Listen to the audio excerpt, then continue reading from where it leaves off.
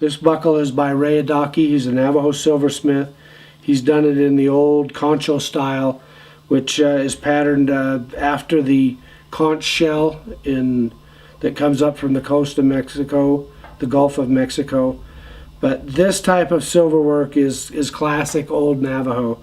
What they do is what Ray did is start with a sheet of silver, started hand stamping this with a cold steel stamp and a ball peen hammer, stamp it around, and then what he's done in the middle here, he's done a bump out from the back.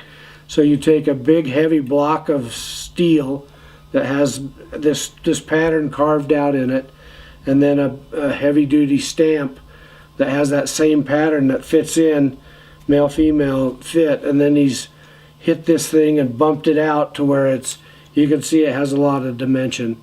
So very very difficult to do just exactly right, to get that bump out, to get the stamping just so crisp and clean.